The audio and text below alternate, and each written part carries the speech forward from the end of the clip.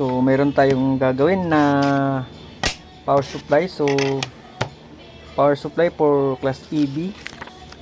Ayan, so 4 capacitor siya. Tapos naka-bridge na itong square type. So mangyayari ay itong diode nasa baba siya dito. Yan, nasa baba siya, naka-mount siya sa baba. Ito sa bottom side, dito sa copper side ng PCB. While yung capacitor naman, yung mga capacitor ay nasa itaas. Tapos may butas yan sa gitna ito. Ito, kita niyo. Ito yung tatagos dun sa baba, tatagos dun sa baba. Papunta dun sa may kuan. Dun sa may dito, sa may diode yan. Tagos niyan yung flooring ng mismong casing. So bubutasan din yun. So dito i-screw yung PCB natin kasama yung diode. So parang mangyayari dyan, itong diode na to, yung pinaka-pundasyon na lang. Tapos yung pinaka-flooring ng flooring ng tawag dyan, flooring ng casing na amplifier, yun yung pinaka-heatsink nya. Diba, double purpose na rin. So yan, bubuin ko muna. So ako pa lang nag-layout nito. So update ko lang kayo pagkatapos. Thank you.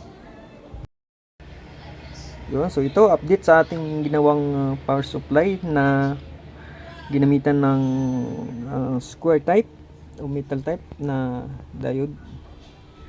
So 50 amperes ata to. Ayan, so nabibili siya sa Shopee. So yan, ang capacitor nasa itaas siyempre. Tapos yung diode ay magsisilbing pundasyon o magiging center stand sa gitna para tumayo itong PCB board natin sa gitna, no? Tapos may butas yan dito na tagos dito dun sa may butas ng diode na siyang susuotan ng screw, ng tama, ibubolts pala, bolts yan, ibubolts natin, tapos lalagyan ng nuts dito sa taas, tapos imamount natin ito dito sa pinaka ng casing ng ating amplifier sa flooring nya. Tapos magiging stand na itong diode. Tapos magsisilbing heatsink naman nya yung pinaka flooring ng o yung flooring ng casing ng amplifier. Ayan, so 4 na capacitor, tapos 2 fuse. Ayan, so intended for class EB. Yun, ayos na. So pre-PDF din ulit. So ayan, pre-PDF tayo.